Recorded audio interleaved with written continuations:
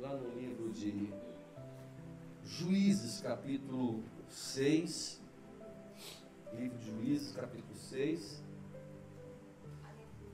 E vamos ler aqui o versículo, a partir do versículo 1. Está escrito Juízes, capítulo 6, versículo 1. Servidão sob os midianitas. Então diz assim o livro de Juízes, depois de Josué, por sua vez depois de Deuteronômio, são os 5 livros da Bíblia. Porém, os filhos de Israel fizeram o que parecia mal aos olhos do Senhor, e o Senhor os deu nas mãos dos midianitas por 7 anos. E prevalecendo a mão dos midianitas sobre Israel, fizeram os filhos de Israel para si, por causa dos midianitas, as covas que estão nos montes e as cavernas e as fortificações. Porque sucedia que, semeando Israel, subiam os midianitas e os amalequitas, e também os do Oriente contra eles subiam. E punham-se contra eles em campo e destruíam a novidade da terra até chegarem a Gaza.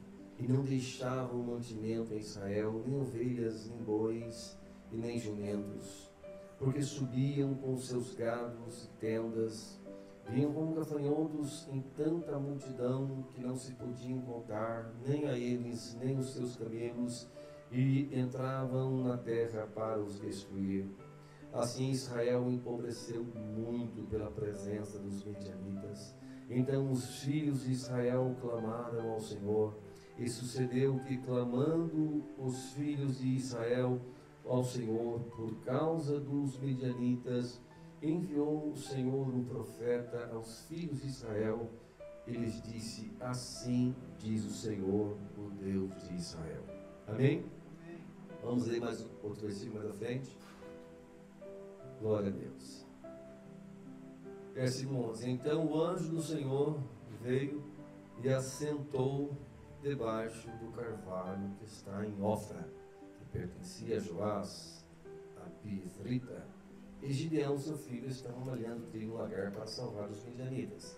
Então o anjo do Senhor lhe apareceu e disse: o Senhor é contigo, varão valoroso. Mas Gideão respondeu: ai, meu Senhor meu, ai, Senhor meu, se o Senhor é conosco, porque tudo isto nos sobreveio, e que é feito de todas as suas maravilhas, que os nossos pais nos contaram, dizendo: não nos fez o Senhor subir do Egito? Porém agora o Senhor nos desamparou e nos deu na sua mão, na mão dos midianitas. Então o Senhor olhou para ele e ele disse: vai nesta tua força e livra Israel das mãos dos midianitas, porventura não te enviei eu? E ele disse: ai, meu Senhor meu, como livrarei Israel? Eis que a minha família é a mais pobre em Manassés, e eu o menor da casa, eu hei de ser contigo. Aleluia. E o Senhor lhe disse: portanto, eu hei de ser contigo, tu ferirás os midianitas como se fosse um só homem. Amém, irmãos? Aqui nós temos uma história, irmãos, um fato.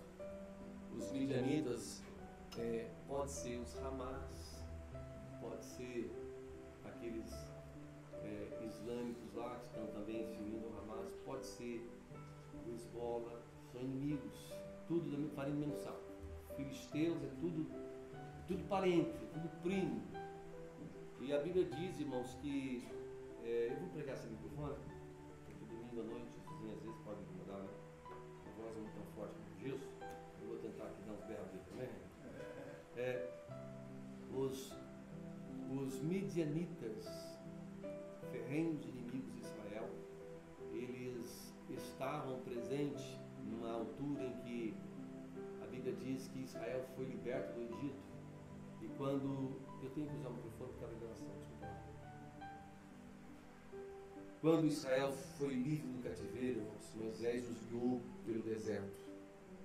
Moisés os levou com mão forte de Deus. Eles poderiam fazer um caminho mais rápido era um atalho, era um caminho oficial passando pela Gaza, né, pelo caminho dos filisteus. Mas Deus não permitiu que eles passassem por ali, em função de que eles estavam em guerra. O Senhor fez com que eles andassem por um caminho mais longe, para que eles não passassem por ali. Houve muitas batalhas entre Israel e os midianitas, os filisteus, os moabitas, os amonitas, né? Israel sempre pelejou com esse povo sempre odiou Israel. Isso já numa herança ou numa mensagem que Deus havia falado a Jacó, né? Das duas famílias, dos dois irmãos, seria duas nações. Dessas derivou muitos outros, são os palestinos, né? Tantas nações ali que fazem parte do mundo muçulmano, do mundo árabe, desculpe, do mundo árabe, está engolindo Israel. Se olhar no mapa, está engolindo Israel. É muito grande, muita gente. E observe, irmãos, que passou-se os anos, passou-se os séculos, passou-se milênios, e não acabou o ódio desse povo contra Israel. Israel foi reconhecido no ano de 1948 como nação, Estado de Israel, mas os palestinos ficaram sem Estado, né? Ficaram sem Estado. Ele disse que Israel seria sempre o Senhor, sempre estaria por cima, né? Sempre seria dominante, ele sempre se encurvaria diante de Israel. E agora, numa tentativa, na atual conjuntura que nós vivemos, numa tentativa desesperada, porque já tiveram evidências que há um Deus que peleja por Israel. Vocês se lembram da Guerra de 6 Dias? Israel tinha iniciado a nação, eram tão pequenos, não tinha nem 2%, segundo o ministro de Israel, não tinha nem 2% do armamento que eles têm hoje, da tecnologia que eles têm hoje. E eles venceram Israel, e ninguém entendeu como que eles venceram. E aonde fez a declaração que sobre Israel havia OVNIs, objetos voadores não identificados. Eu sei quem são eles. São os anjos de Deus, que foram pelejar por Israel. A Bíblia diz que nós somos filhos de Deus, herdeiros de Deus, co-herdeiros de Cristo. A Bíblia diz que nós somos crentes junto com o crente Abraão, né? A Bíblia diz que nós fazemos parte da nação de Israel, esse povo escolhido.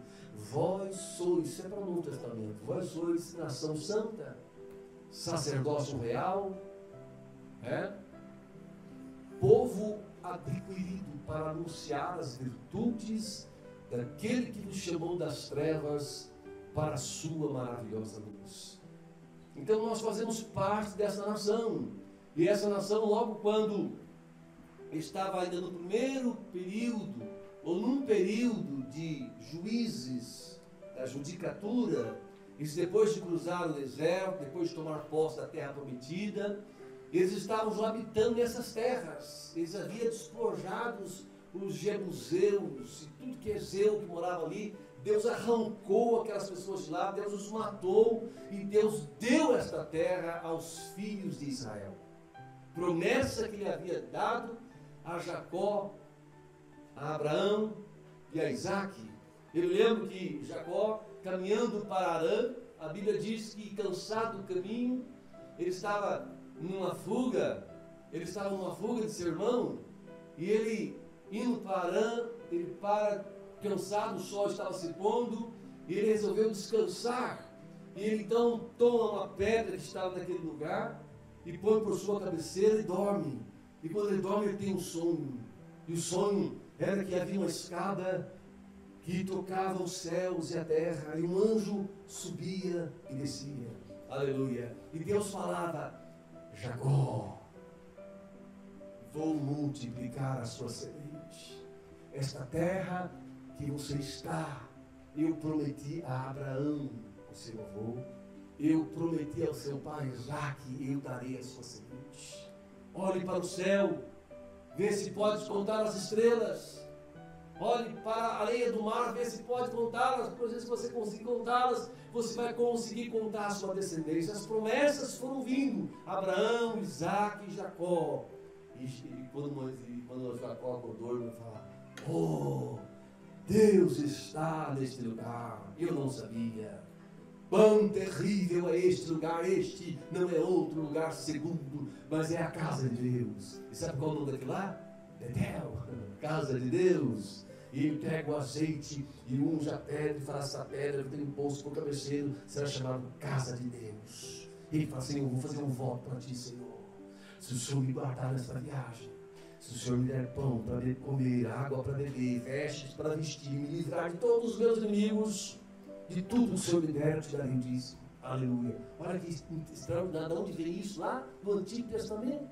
E observa que essa terra agora está sendo massacrada por mísseis. Já viram na televisão, irmãos, ou no YouTube, ou nas reportagens, como é que está aquela faixa de Gaza, parecendo aqueles filmes que nós assistíamos, ou que passam na televisão, ou se você procurar aí na Netflix, você vai encontrar o fim do mundo, né? Os prédios, tudo destruído, irmãos, aquele povo no meio de ferragens, de poeira. Irmãos, o cenário apocalíptico. O cenário apocalíptico. E observe que nessa terra estava lá Gideão, por aquelas terras, né? Estava, a Bíblia diz que eles andavam por Gilgal, andavam por Betel, andavam por Jericó, cruzavam o Jordão vez por outra, ia na terra de Luz, depois foi mudada para Jerusalém, e tantas coisas aconteciam ali.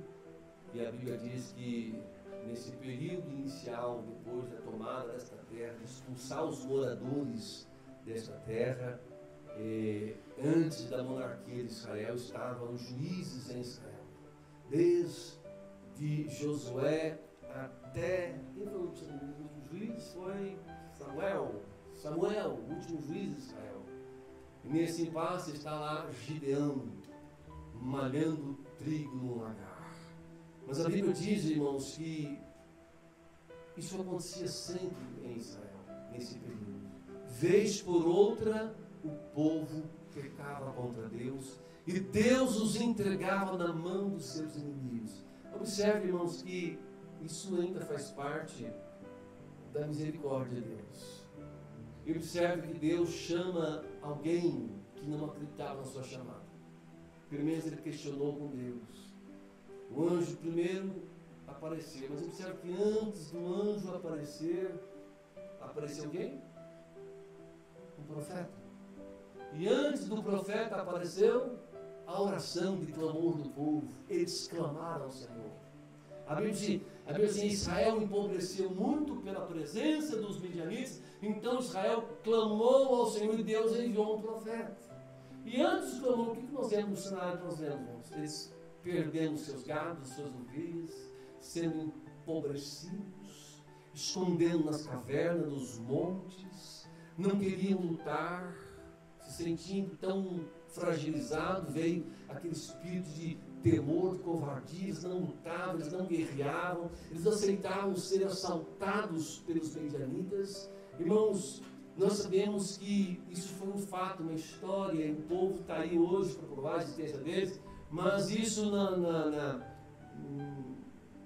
na exegese textual e na aplicação espiritual, nós entendemos que nós convivemos hoje com o espírito dos midianitas. Quem está me entendendo, diga bem. Nós vivemos isto, presbítero Nilton, como o espírito dos filisteus, que odeia a igreja do Senhor, irmãos. Embora estão lá em Israel, naquele povo, mas esse espírito não tem uma casa certa, irmãos. Ele entra onde Satanás entra, onde dão espaço. O espírito de filisteu, esses demônios que entravam nos filisteus, eles querem acabar com a igreja. Paulo nos antecipa dizendo: tome cuidado com esta guerra, porque esta guerra não é carne e nem sangue. Olha que interessante. Essa guerra é espiritual. Repita comigo: espiritual.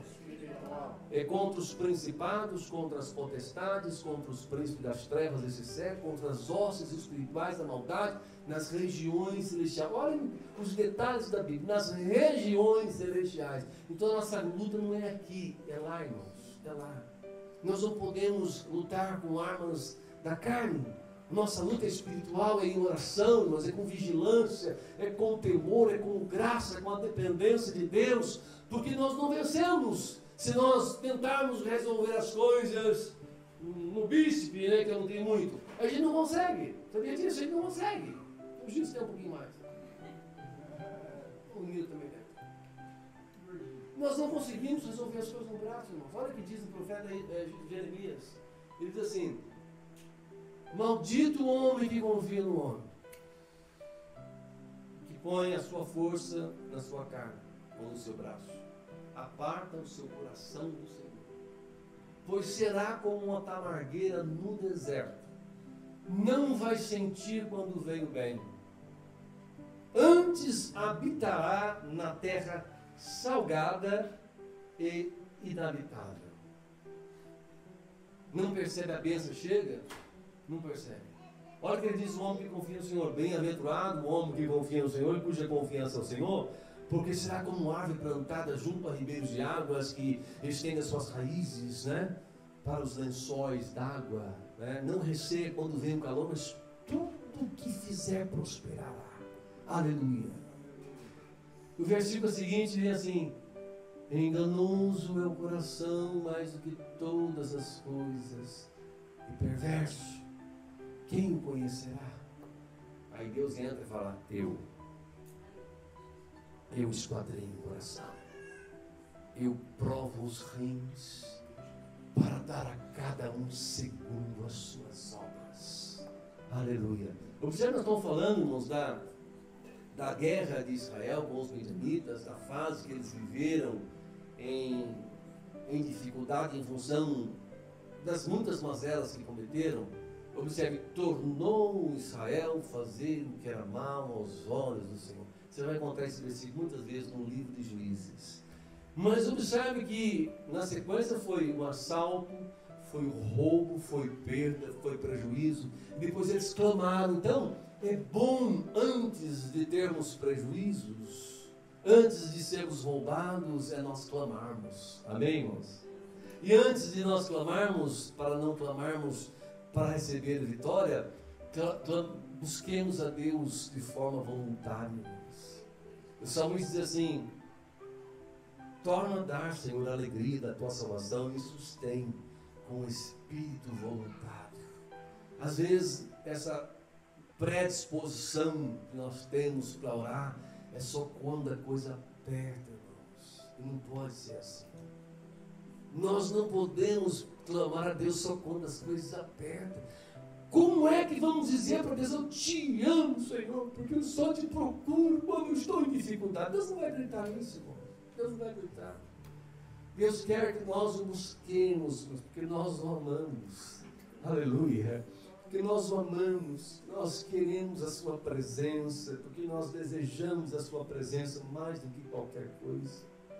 Porque se nós buscarmos a Deus, irmão Augusto, de forma voluntária, eu não vou buscar a Deus porque eu estou nesse... Embora todo o tempo devemos buscar a Deus, principalmente nos momentos que estamos aflitos, mas se houver uma busca em nós de forma voluntária: Senhor, eu vou te buscar, é porque eu te amo, Senhor. Aleluia. Sugere intimidade com Deus, irmãos. Israel não entendeu isso. Quando Deus os abençoava, eles esqueciam de Deus. É por isso que Deus, quando Ele gosta do coração de alguém, Ele prova. Alguém fala assim: eu já vi alguém essa semana dizer assim: estou magoado com Deus, pastor, magoado com Deus.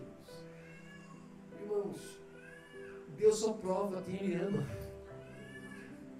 Então, cuidado, você não está passando por prova. Está tudo bem, pastor, está tudo certinho. Cuidado, porque quando você cai num precipício, você não sente dor nenhuma. Você não sofre nem atrito, você está caindo. É lá no fundo que é o problema. Né? Porque no ar, não sente nada. Pula de paraquedas, você está um calafrio, mas nem calafrio depois você vai sentir, porque não está vendo nada passando com você assim. Parece que está parado. O vento soprando em você. É essa sensação, segundo as experiências no paraquedismo. Quando saltam do avião, parece que estão parados e muito vento soprando, porque eles não têm referência de velocidade, porque não há nada passando por eles, né? Não há referência. Então, se nós buscarmos a Deus, irmãos, de forma voluntária, e não como Israel, se Deus confiar em nós, irmãos, Deus tem que confiar em nós. É claro que essa confiança de Deus em nós não é como a nossa confiança em alguém, é totalmente diferente. Deus confia em função do próprio suporte que Ele nos dá. A Bíblia diz que Deus conhece aqueles que confiam nele, né? Está escrito lá em Amós, ou em Naum. O Senhor é bom, uma fortaleza no dia da angústia. Ele conhece os que confiam nele. Mas Deus requer de nós, damos a Ele razões para Ele confiar em nós. E a confiança de Deus em nós está relacionada nas fases que nós passamos, que nós enfrentamos e não murmuramos. Você acha que Deus confiava em Jó, irmãos? Sim ou não? Claro que confiava. Quando ele fala assim, oi Satanás. O Satanás fala oi para Deus. Deus fala, Deus me fica quieto, deixa ele. Observaste o servo Jó? Olha o orgulho de Deus de Jó. Sincero, reto, temente a Deus, desvia-se do mal. O diabo fala assim, também está prosperando ele. Está prosperando ele, o gato está aumentando. Não é assim? Eu só toque então. Eu acho que Deus não permite hoje esse tipo de prova, não. Essa prova hoje é espiritual. Sim ou não? Deus encontrou uma pessoa única na Bíblia, irmãos. É uma pessoa única que passou por essas provas físicas. De perder todos os seus bens, de um homem rico, de um dia para o outro ficou pobre, não tinha nada. Então fica doente. E os amigos que eram de fato verdadeiros, porque ficaram com ele, estudaram também para responder, mas não podiam entendê-lo, porque quando um crente passa uma prova, mas, às vezes ninguém vai conseguir entender. Ninguém. É só você e Deus. É como Jacó no val de Jaboque. É uma luta entre você e Deus. Se você for compartilhar com alguém, eles não vão compreender. Por mais amigos que sejam. Razão pela qual os amigos de Jó eram amigos, que eles não abandonaram Jó, irmãos. Falaram, grande é o seu sofrimento. Ficaram uns dias lamentando por ali, chorando com ele, e orando talvez a Deus. Aí foram tentar entender o que é que Jó, por que Jó estava passando aquilo. E eles falam, não tem outro motivo. Jó pecou contra Deus. Porque segundo eu tenho visto, 4 e 8 de Jó, os que lavram iniquidade e semeiam males, cegam isso mesmo. Jó pecou contra Deus. E Jó, irmãos, estava tão aflito, tão apavorado, tão solitário. O sofrimento de Jó foi tão grande que ele achou que até Deus tinha abandonado. Mas interessante, Deus podia confiar em Jó, porque mesmo achando que foi Deus que destruiu, Deus deu, Deus tomou, né? O diabo fazia tudo parecer que era Deus, fogo vinha não da terra, mas do céu, né? Observe que Jó não servia a Deus por interesse. Deus podia confiar em Jó. Jó não servia a Deus por causa dos bens, por causa da família, por causa da esposa. Jó tinha uma fidelidade a Deus, aleluia, imparcial. Haja o que houver, eu amo. Nós servimos a Deus, nós queremos ir para o céu, amém, irmãos? Nós sabemos que está escrito na Bíblia, né? Transformará o nosso corpo batido para ser conforme ao Pai. Isso é arrebatamento. Vou morar no céu. João não tinha esse conhecimento. João não servia a Deus nem por causa do arrebatamento, nem porque ele não sabia nada do céu. Não sabia que o céu era coisa de ouro, que era característica, que há anjos lá. Jó não sabia de nada, inclusive Jó era um crente superficial, ele não conhecia direito Deus. Mas o temor de Jó na Bíblia é extraordinário. A fidelidade de Jó, irmãos. Hoje nós servimos a Deus pelo céu, amém? Pode fazer isso, é legítimo. Serve a Deus pelo céu, vamos ver Jesus. Jó não tinha essa esperança, mas você acredita que quando alguém serve a Deus, quando alguém é filho de Deus, Deus revela as coisas? Está escrito no Salmo: os meus olhos procurarão os fiéis da terra. E fala assim: os que andam no caminho reto, esse me servirá. Pois diz assim: o temor do Senhor é o princípio da sabedoria, bom entendimento tem todos que lhe obedecem. Ele não tinha escritura, mas tinha temor, não tinha conhecimento. E num dado momento, ele não estava murmurando, mas estava assim, se lamentando. Isso era legítimo. Ele falava: meus amigos me deixaram, meus parentes se esqueceram de mim. Porque ele não foi morto. Ele fala assim: que horror que eu estou vivendo, compadecei-vos de mim, amigos meus, porque a mão de Deus me tocou, ele diz. Mas o Espírito profético vem sobre ele e fala assim: mas eu sei que o meu Redentor vive. Não, quem sabia do episódio de Jesus havia Escritura? Eu sei que meu Redentor vive e que por fim, a profecia, se levantará sobre a terra. Aleluia. Ele está falando de quem? Redentor. Está falando de Jesus, irmão. Nós somos redimidos pelo seu sangue. Aleluia. Israel, irmão, Israel buscou a Deus no aperto. Isso é um conselho bíblico para nós, irmãos. Não espera as coisas apertar, mas se apertar, pode buscar a Deus que está tudo bem. Ele livra o aflito, né? Leva os meus olhos para os montes.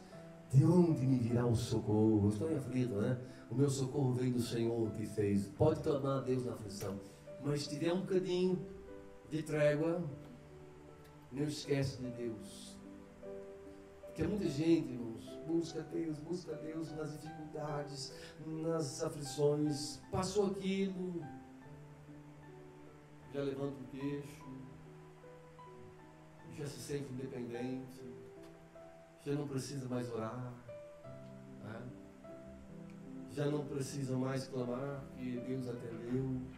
E Deus é tão bom que Ele vai deixando, né? Ele fez com Israel, Ele deixou Israel andar na sua soberba. Mas Deus usou o profeta e falou assim: meu filho, Deus vai colocar um anzol no seu nariz e vai fazer você voltar pelo caminho que vieste. Então, buscar a Deus na aflição é bom. Melhor ainda é buscar a Ele quando tudo vai bem. Eles passaram o aperrenho da pobreza pela invasão dos midianitas. Eles se tornaram fugitivos, escondendo nas covas das cavernas.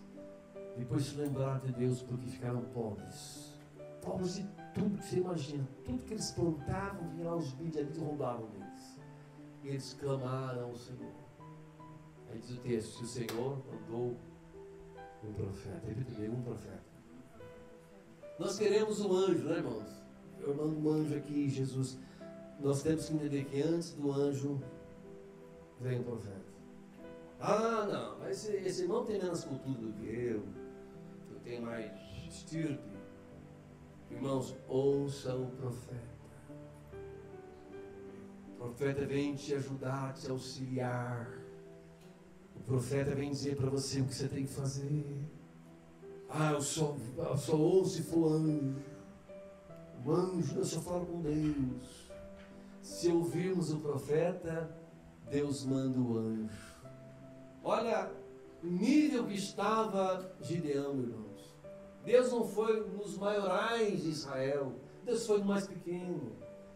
Porque Gideão, irmãos, não era ocioso. Gideão estava fazendo alguma coisa. Deus não procura ninguém parado, irmãos. Ninguém parado. E ele fala: Senhor, observa que o anjo chegou, observou, se aproximou, né? Ficou observando Gideão. Um dado momento falava: não, valoroso Senhor contigo. O Senhor comigo? Se o Senhor fosse comigo, desgraça não acontecia no meio do povo. E você conhece a história? Deus vai orientando Gideão, vai o fortalecendo, dá até prova para ele, irmão. Você faz prova com Deus, Deus atende Gideão, mostra que Deus realmente estava com Gideão. Ele vence a batalha, passa alguns anos, Israel novamente fazendo o que era mal ao Senhor. É uma sequência, irmãos, de erros semelhantes. Nós, como seres humanos, somos passíveis a errar sempre, irmãos. Até que Jesus volta, eu e você vamos errar sempre. Existem erros que a gente não pode cometer mais, sim ou não? Hã? Existem erros que nós não podemos cometer. Quais são eles? Aqueles que nós somos libertos. Porque uma vez que nós nos libertamos de um pecado, vamos dizer assim, ele é pecado. Nós nos libertamos dele e se tornarmos a praticar novamente, não é pecado, mas é transgressão, pior. Peso é mais forte. Olha que Paulo diz assim: se eu torno a edificar aquilo que destruí, me constituo a mim mesmo transgressor. A transgressão é aquele pecado que você já foi liberto e voltou de maneira. Quem que chama isso? Acho que é Paulo que chama Pedro, Judas. É semelhante ao cão que voltou ao vômito. Nós temos fase, é verdade, mas eu tenho que andar numa progressão com Deus, irmãos. Eu tive 3 pecados hoje, amanhã tem que ter 2. Depois amanhã mais 2, mas no outro dia não pode ser 3 de novo, irmão, tem que ser 1. E não fique nesse tenta zerar isso aí, porque vai vir outras tentações para você. Existem muitas sementes que são plantadas na infância, irmãos, que a gente não conhece, é muitos maus hábitos que nós temos, e cruzamos com pessoas que às vezes o inimigo joga seta no nosso coração e a gente acaba pensando coisas que não deve, ouvindo coisas que não deve, vendo coisas que não deve. Então, a todo momento a gente tem que estar nos pés da cruz, irmãos, pedindo ao Senhor proteção, orando por livramento e se santificando pela oração e pela palavra. Porque o diabo, ele não perde tempo, nós estamos numa guerra sem trégua. Quando você pensa que está tudo bem, não está tudo bem, está tramando, ele está observando os seus passos, ele está tentando subir onde ele pode derrubar com precisão, irmãos, porque toda vez que ele vai te atingir, o anjo do Senhor está lá para te livrar. Aleluia, quem pode também? O anjo está lá para te livrar dele, você não toca.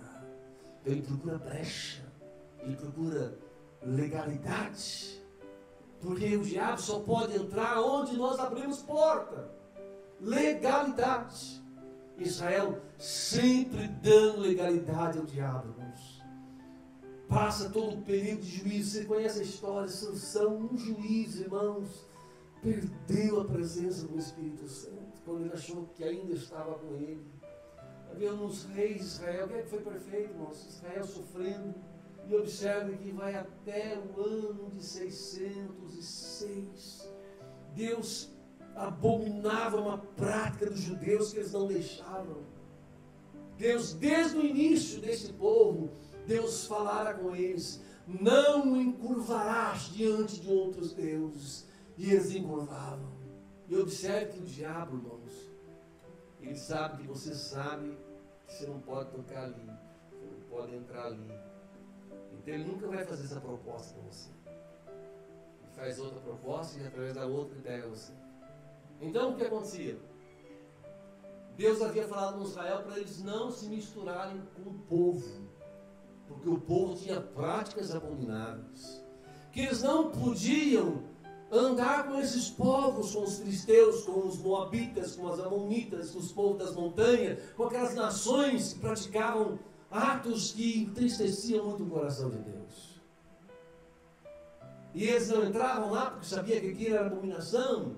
Mas o diabo os atraía, irmãos, porque no meio das reuniões pagãs que eles faziam, haviam práticas que atraíam os olhos dos judeus. Havia rituais de prostituição, rituais de imoralidade, no meio dos rituais da liturgia, dos cultos que eles faziam para aqueles deuses. Então os judeus eram atraídos por aquilo, e logo eles estavam se encurvando, e o pecado contamina como lepra, ia contaminando um, ia contaminando o outro, as pessoas iam perdendo a presença de Deus, iam perdendo a graça, a vontade de orar, e daqui a pouco Israel estava num caos, irmãos, um caos. É por isso que a Bíblia diz: se alguém diz estar nele, aleluia, deve andar como ele andou. João diz: santifica.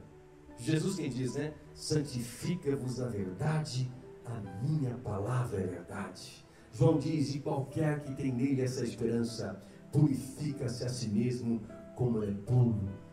O escritor aos Hebreus diz: Segui a paz com todos e a santificação, sem a qual ninguém verá o Senhor. Verso 15 do capítulo 12 de Hebreus, ele diz assim: tendo cuidado que ninguém se prive da graça de Deus, e que nenhuma raiz de amargura brotando vos perturbe, e por ela muitos irão a mim. É exatamente o que aconteceu com Israel. E no ano 606 a.C., eu observo que Deus não tem jeito. Eu não queria fazer isso com o meu povo. Eu não queria fazer. Deus ainda tinha um pacto com Judá, em função da promessa feita a um dos filhos de Jacó, que era Judá. E observo que no ano 723 a.C., e antes desse episódio, Deus já havia permitido as 10 tribos que estavam lá, filhos, de Jacó, Issacar, Ruben, Dan, que mais?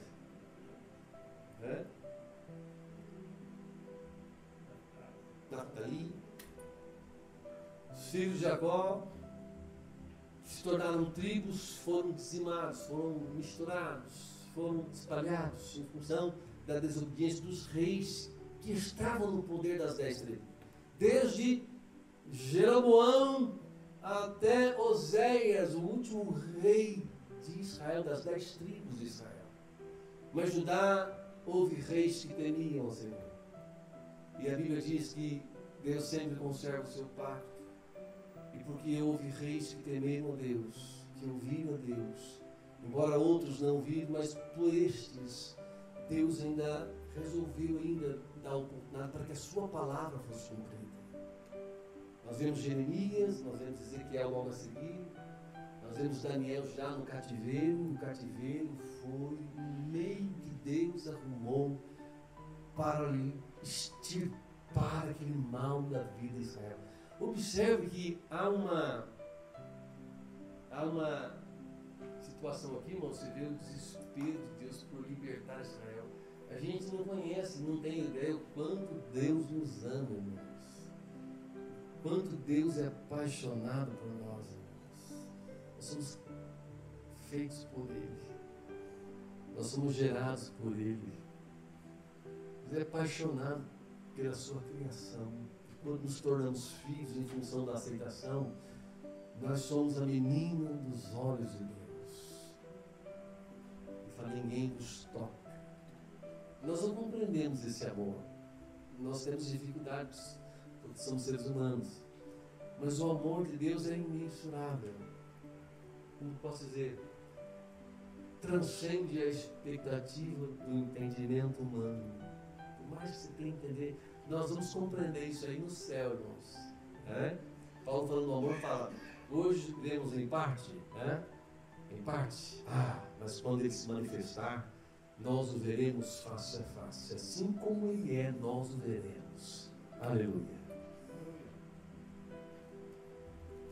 Deus nos ama com um amor tão extraordinário. Ele fez o que ninguém faz. Ele deu o seu filho para morrer por nós. E esse amor de Deus implica, irmãos, um monte de coisa. O amor de Deus implica um beijo, esquenose, beijar a face de Deus. Esse amor de Deus implica um abraço. Quem já foi abraçado na oração? Já foi? Abraçado na oração, não foi? Você orar e sentir um abraço de Deus, quem já sentiu isso? Irmão, tem aqui uma, tem outra ali. Quem já sentiu? Eu vou mudar, você já sentiu um abraço de Deus na oração? É você buscar a Deus, orar, daqui a pouco você fica levantado. Assim que alguém te abraçou, um abraço tão gostoso, você não sentiu isso, você precisa sentir o abraço de Deus. Deus nos abraça, o amor dele também traz abraço. Irmãos, mas Deus é possessivo com a gente, Ele quer a gente para Ele. E se Ele não consegue por bem, Ele vai tentar outro meio. Igual que Ele fez com Israel, permitiu Israel sofrer. Não sei se foi Zedequias, as coisas de Zedequias, duvidou da palavra do profeta. E o profeta disse, olha, eles virão sobre vocês. E os seus filhos serão decolados diante dos seus olhos. E vão furar os teus olhos também. Irmãos, ele deu um sorriso sarcástico, na versão grega, diz que ele deu um sorriso sarcástico de Jeremias, desprezou Jeremias. E quando tocou a sirene não, quando os sentinelas tocaram uma trombeta, estava vindo o exército de Nabucodonosor, e ele falou assim, ele não vai me pegar. Já tinha preparado um caminho pelo fundo das muralhas e fugiu por ali. Tem até um túnel lá em Israel, nós passamos por lá onde ele fugiu. E aconteceu exatamente como Jeremias havia dito. Os filhos de Sedequias foram degolados na frente dele. E eles vazaram os olhos dele e levaram ele para a Babilônia. Mas isso é amor? Isso é amor, irmãos. Isso é amor. Deus queria libertar Israel do inferno, irmãos. E aquela prática havia de levá-los ao inferno.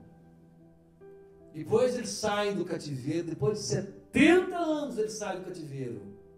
Israel podia mentir, mas Israel nunca mais adorou outros deuses.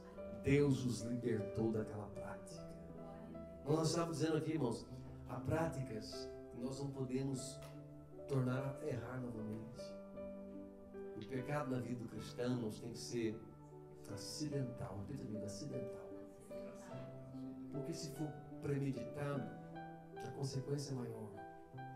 A Bíblia diz, se confessares o teu pecado, ele é fiel e justo para nos perdoar.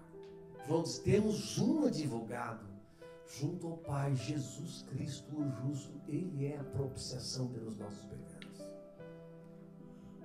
Irmãos, você conhece a história? Juízes, monarquia, reino dividido, reino unido, reino dividido, depois cativeiro, depois eles voltam para Jerusalém para reconstruir a cidade.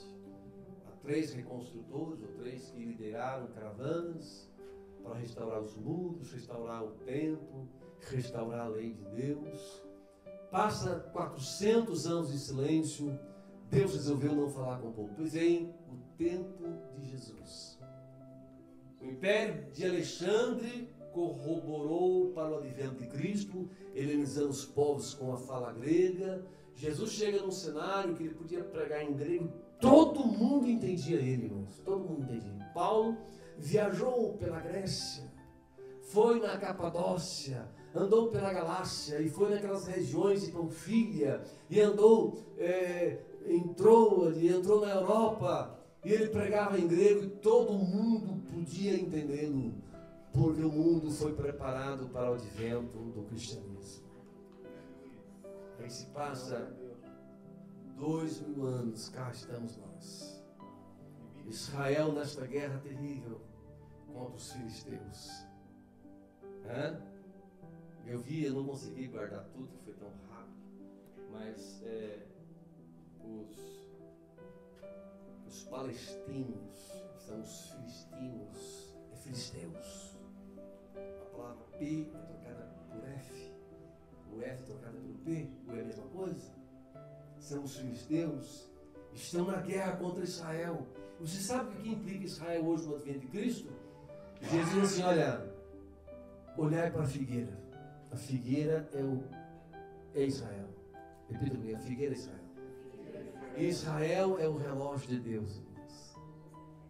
Jesus fala assim, quando essa figueira voltar a brotar, olhai para cima, porque a vossa redenção está próxima. E não passará dessa geração. Aí vem geração na Bíblia. A idade de um homem é de 70 anos, alguns pela sua robustez chegam aos 80, mas o melhor cansado e enfado. Peraí, 80 anos cansado e enfado. Vamos para a geração. Geração na Bíblia, 70 anos. Amém, irmãos? Quanto tempo faz que Israel nasceu? Quem sabe calcular rápido? E depois diz que ele vem cansado e enfado. Sabe o que é cansado e enfado na Bíblia? É sofrimento extremo, irmãos. Grande tribulação. Você sabia que o exército cercando Israel é cumprimento da Bíblia dos 200 milhões de soldados que João viu? Que na época ele pensou, Deus está louco, 200 milhões não existe isso. Hoje existe, eu vi a reportagem e li um artigo, e hoje tem 500 milhões de radicais com sangue nos olhos para tomar aquela terra, irmãos. É nossa essa terra. Mas foi Deus que os despojou. Foi Deus que os tirou de lá e deu a Israel, que a terra pertence a Israel. E a Bíblia diz, irmãos, que quando Israel for cercada, aparecerá no céu quem? Jesus com a igreja. Observe que nós já subimos no arrebatamento. Jesus vem em duas fases. Ele vem em secreto para a igreja, para levar a igreja, pois vem visivelmente com a igreja, com alguns propósitos, livrar Israel, julgar as nações, prender o anticristo, Satanás, o falso profeta, lançá-lo no abismo e estabelecer um milênio sobre a terra. Então observe uma coisa, nós estamos vivendo nesse interpasse aí de grande tribulação, nós estamos chegando aí, irmãos. Não há mais nada para esperar, irmãos. Você sabia que os soldados do anticristo, eu vi um grande especialista em escatologia dizer que o que vai fazer parte do exército aqui são os radicais. Eles vão aceitar o desafio. Você sabia que os países comunistas se aliaram com o Irã? Você sabia que a Rússia está dando cobertura para o Irã e há muitas evidências que foi eles que prepararam esse ataque a Israel com o Hamas? É só uma suposição que eles estão dizendo. Mas isso pode ser verdade, irmãos? Porque quando a Bíblia fala que o mal virá do norte, aonde é que está a Rússia? Nós estamos vivendo num tempo que a gente não pode distrair, irmãos.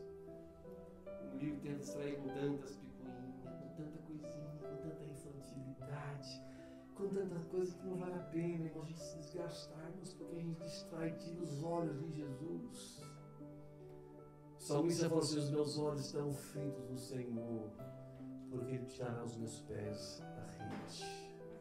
Aleluia. Olha a palavra de Deus para Gideão. Vai nessa tua força. Livra Israel da mão dos medianitas. Eu te enviei. Irmãos, quantos não estão sendo sufocados, maltratados, aflitos pelas mãos dos medianitas e pela mão dos filisteus?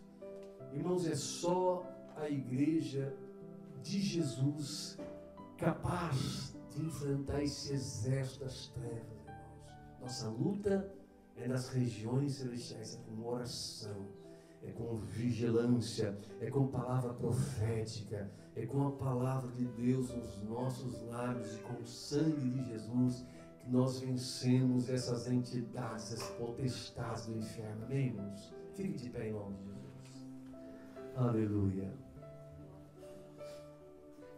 Deus fala para Gideão, varão valoroso. E Deus fala a você nessa noite, tu és um varão valoroso. Varão valoroso não é aquela que traz patente, aquele que tem trajes de vencedor. Valoroso é aquele que ouve a palavra de Deus, que aceita os conselhos do Senhor. É aqueles que vão à igreja e suplicam o favor. Esses são os varões valorosos. É aqueles que estão trabalhando em prol de alguém. Gideão estava malhando trigo para salvar os medianitas. Não era só para ele, irmãos.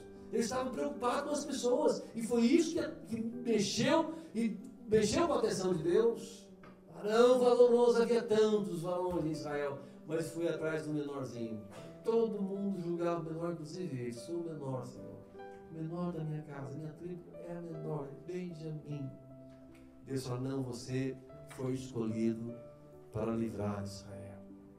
Israel, irmãos, pode ser a nossa família, pode ser os nossos parentes, nossos entes queridos, que estão sufocados por esse espírito maldito que atuou desde o passado, irmãos, que roubava as pessoas, que roubou Israel as suas finanças, que roubou a sua comida, que despojou, fez com que eles se tornassem fugitivos. Hoje as pessoas, de uma forma espiritual, estão sendo roubadas, os valores morais estão sendo roubados, as pessoas estão sendo assaltadas nas suas vontades, elas não fazem mais aquilo que elas têm que fazer, elas são pressionadas por entidades a fazer aquilo que elas não querem fazer e se tornam escravos daquilo. O mundo está vivendo uma escravidão. Nós somos livres, nós fazemos, não faz o que quer, eles são prisioneiros do diabo. Uma vez eu conversei com um rapaz, estava vendo a minha esposa, Isso lá em Almada, irmãos. Ele falou assim, eu não preciso, eu não preciso ser crente, ser aprisionar as pessoas, não pode fazer o que a gente quer. Eu falei, não, amigo, a gente não faz, não é proibido fazer nada não, nós somos livres. Nós temos prazer em servir a Deus. Não, eu posso beber, vocês não podem. Eu falei, não posso beber, claro que eu posso beber. Eu não bebo porque eu não preciso beber, né? Eu não tenho prazer em beber. Eu posso fumar, você não pode. Por que fumar? Porque vai estragar minha saúde para quê? Eu posso usar droga, eu posso ir no rock, eu posso fazer o que eu quero.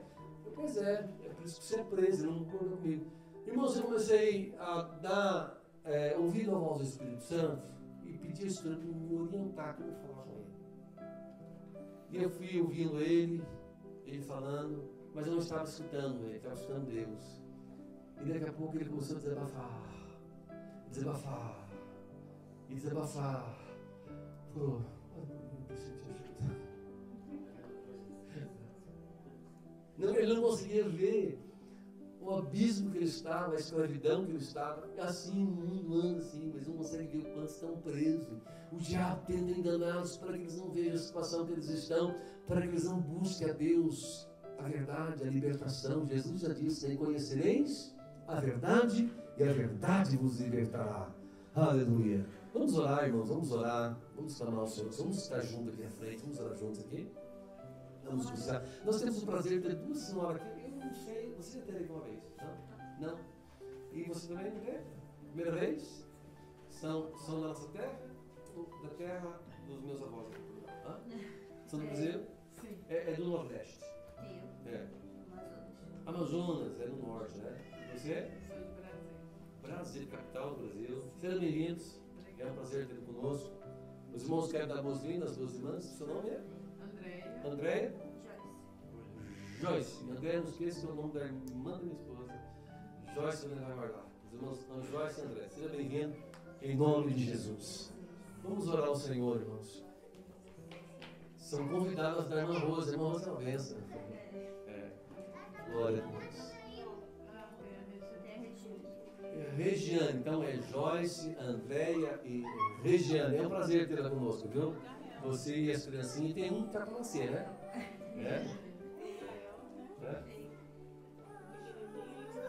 Glória a Deus. Amém. Vamos orar, irmãos. Quantos vieram buscar uma bênção de Deus?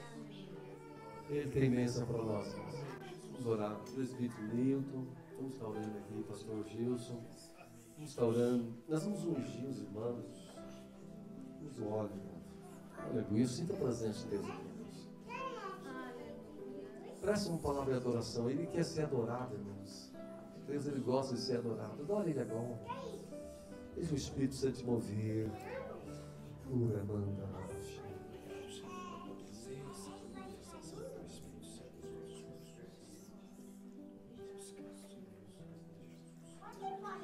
Glória a Deus. Aleluia. Bendito seja o nome do Senhor. A Bíblia diz, irmãos, se está alguém entre vós aflito, ore. Está alguém contente? Cante louvores. Está alguém doente? Chame os presbíteros, obreiros da igreja, orando sobre ele, ungindo com azeite, em nome do Senhor. A oração da fé salvará o doente, o Senhor o libertará. Nós cremos nessa palavra. Jesus falou assim, em meu nome, imporão as mãos sobre os enfermos e os curarão. Às vezes a enfermidade, ela pode ser física, pode ser espiritual, pode ser emocional, pode ser sentimental, há tantas áreas da nossa vida que precisa de tratamento. Então, deixa Deus te tocar nesta noite. Ao passo que o obreiro vai estar te ungindo com azeite, receba o toque do Espírito Santo em nome de Jesus. Vamos orar então, Senhor Deus. Pode ungir, irmãos. Nós clamamos aqui, Senhor, neste momento, Pai. Clamamos pelo poderoso nome de Jesus. Pelo nome que é sobre todos os nomes. Pelo nome que liberta, que salva, que cura, que transforma. O nome que é poder, aleluia. O nome que faz, ó Pai, o leproso ser limpo. O nome, ó Deus amado, que faz o paralítico andar, Senhor. O nome que foi o nome sobre todos os nomes. O nome que deu vista aos cegos. Aleluia. Aleluia. O nome que, ó Pai, todos os joelhos irão dobrar-se diante dele. É neste nome, Senhor, que nós clamamos. É por este nome que nós clamamos a Ti e pedimos a Tua graça e a Tua misericórdia, Senhor. Ó Deus amado, nós oramos a Ti nesta noite, Senhor. Pedimos a Tua graça, a Tua misericórdia. Pedimos, ó Deus, que o Senhor venha entrar com providência, ó Pai. Que o Senhor venha, ó Pai, enviar os Teus anjos, ó Deus, para quebrar os ferrolhos de ferro, ó Pai, para destruir todas as amarras de Satanás. É no poder do nome de Jesus Cristo, Pai, que eu entrego Teu Filho nas Tuas mãos, como Augusto, Senhor. O Senhor conhece a sua necessidade. O Senhor conhece, Pai, aquilo que está vivenciando. Nós clamamos a Ti, ó Pai, no nome de Jesus. Reveste com a Tua presença, Senhor. Dê livramento a Ele, Senhor, dos mistérios, ó Pai. Dos demônios que usam pessoas, ó Pai, para maltratá-los, Senhor. É no poder do nome de Jesus Cristo. Dê livramento ao Teu Filho, Senhor. Quebra todas as amarras, todas as prisões, e no poder do nome de Jesus, nós entregamos nas Tuas mãos e profetizamos a Tua bênção, Pai. Em nome de Jesus, cuida do meu irmão, Jesus, protege do mal, livre de todas as forças das trevas, ó Pai. Continue cuidando da sua saúde, Pai, física e emocional. Que a Tua mão esteja sobre ele, Senhor, guardando e abençoando, protegendo. Em nome de Jesus, guarda, Senhor, protege a minha esposa, livra ela, capacita ela, reveste ela, Jesus, do Teu Espírito Santo, Senhor. Reveste ela do Teu poder, Senhor, das armaduras do Senhor para esta guerra, Senhor. Ponha nela, Senhor, o escudo, os sapatos, Senhor, a machura branca. Oi, mas meu Deus amado, eu te peço, reveste, Jesus, para esta guerra, Senhor. Defaço de canto e ela cheia, nublando defaço, mansa, raia cheia. Nebla, blá, blá, blá, durra, chicando a face, uma náfia. Deus amado, eu te entrego, Senhor, tua filha, em nome de Jesus, ó Pai. Traga livramento, traga proteção, traga revestimento, Senhor. Nós entregamos nas Tuas mãos, ó Pai, a Tua filha. Ó Pai, que ela possa sair desta noite, deste culto, com a vitória nas Tuas mãos, ó Pai. Aquele que quiser buscar aqui as Tuas filhas, nós profetizamos que está de posse em nome de Jesus Cristo. Todo ataque do adversário contra as Tuas filhas caiam por terra em nome de Jesus Cristo. Que elas saiam daqui portadoras da vitória do Senhor. Que elas saiam daqui nesta noite com a bênção para qual quero buscar, Senhor. Em nome de Jesus Cristo. Cuida, Senhor, cuida desta família, Pai.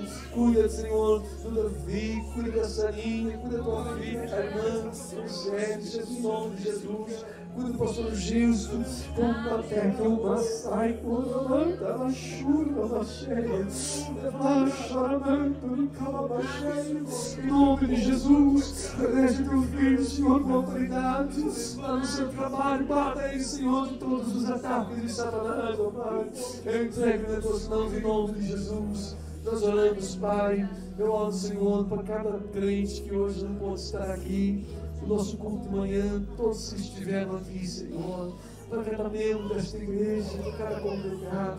Ó Deus, visite de uma forma especial, Senhor. Ó Pai, vai destronando todas as entidades maléficas, Senhor, que atua contra o teu povo. Todo demônio, Senhor, que se levanta, Senhor, contra a tua casa, meu Deus. Toda a ação de Satanás contra o teu povo, nós vencemos em nome de Jesus. Nós tomamos posse nesta noite das vitórias do Senhor, das vitórias que o Senhor deu ao povo de Israel, Senhor. E nós clamamos, ajuda-nos, Pai, a cruzarmos o Jordão, Senhor. Ajuda-nos a cruzarmos o Jordão, Senhor, até chegarmos na terra prometida. É a nossa oração, ó Deus, no nome santo de Jesus. Quem pode dizer amém? Amém. Pode sentar no seu lugar, irmãos. Nós estaremos terminando em instantes. Glória a Deus.